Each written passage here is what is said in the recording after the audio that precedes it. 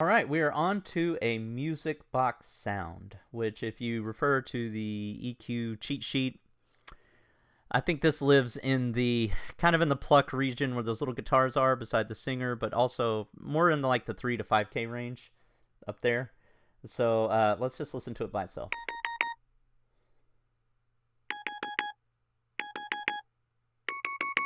All right, let's play it with the entire with all the instruments.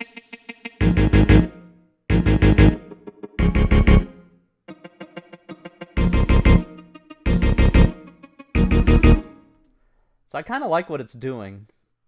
It's adding a little, even though it's a high pitched sound, it's adding a little deadness to the sound. I don't know how else to explain it, but and a little percussiveness. So let's try widening it out. I'm gonna learn how to say that word. I swear.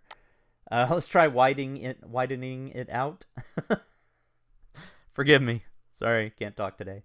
And we'll see if that what it sounds like. I think it might be better in the center, but or not in the center, but not widened, but moved to the left or right. Just so it's out of the way of the vocals. Actually, I think that's what I'm gonna do. Let me just play it. Hold on. Where is that sound? There it is. Okay, let's just pan it to the left. I've lost it. I can't even hear it now. So it's fighting with something.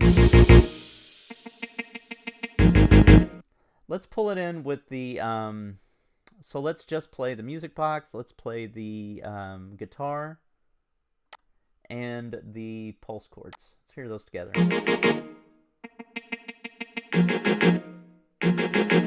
Yeah, you can't even hear the music box. It's hiding it. So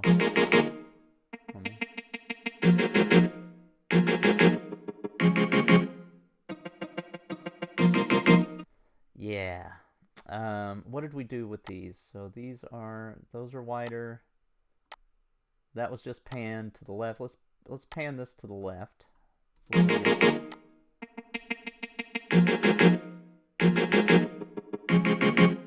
I'm going to do something a little different. So when you pan it to the left, you can hear it a little bit more clearly, but I think it's an EQ thing. I think we need to boost the range this is living in.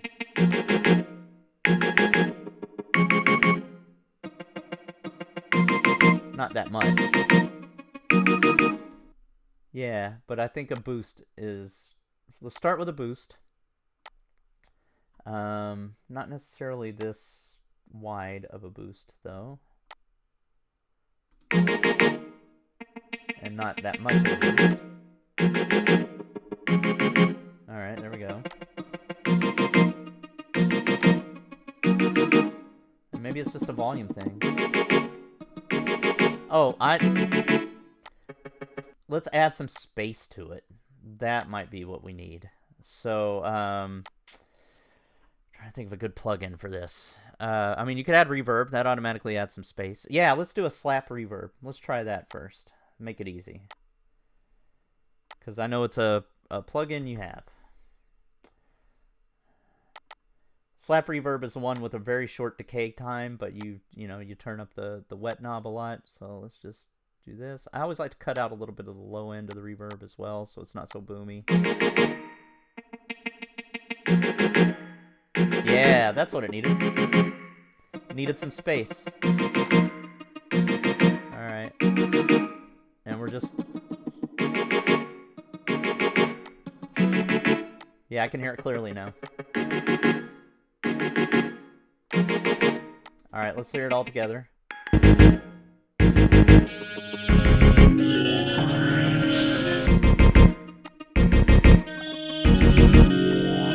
That's it. We needed to pan it a little bit, so we panned it to the opposite side of the guitar. So the guitar was on the right, so we panned this to the left, and then we added some. It's such a dead sound, and there's no reverberation on it at all. We just needed to add a little bit of reverb so it popped out of the mix so you could hear it clearly, and that added a little bit of space. So okay, that's that instrument. Let's move on to the next one. I think we can do 2 instruments in this module.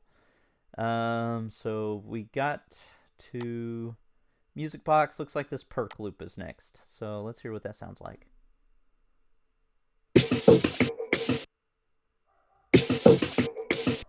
And it looks like it's on when the snare isn't on. All right, let's hear it with everything.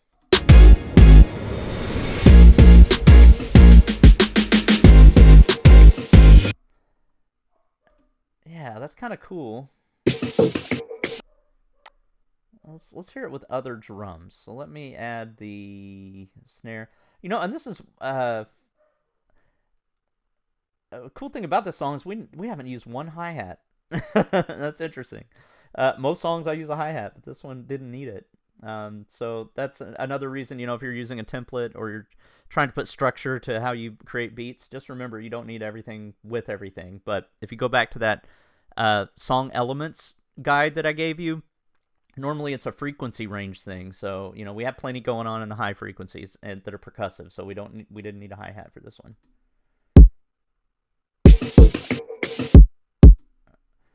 Okay, this adds to the beat is and let me just do the drums. So I'm going to do the kick. We'll do this tom fill. We're going to do the snare. This might be why you'd want to organize your stuff first. Snare. Any other drums? I've got another snare here. Okay. All right, let's.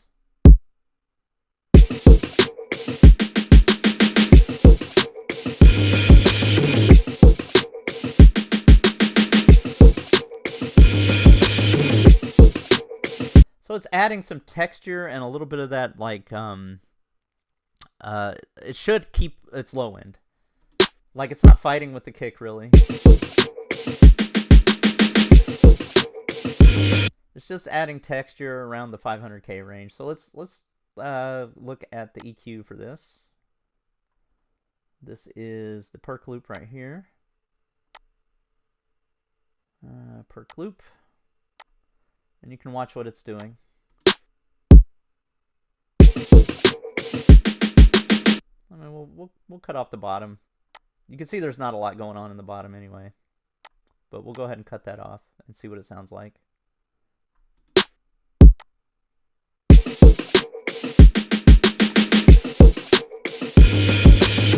And we'll do the same for the very tippy top.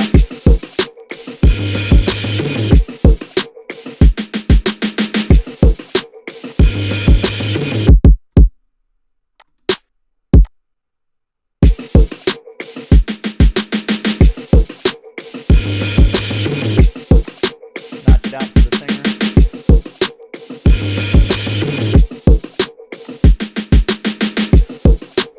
Let's widen it out. There's not a lot going on left and right. I mean, there is on that tom fill, but otherwise everything's just like right down the center. So we do need some drum elements in the right and left. So let's try the wider and see what that does. See how it all sounds together. Oh yeah, that's nice.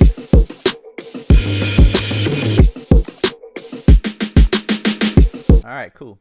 All right, let's hear all of that together. Let's hear the whole chorus.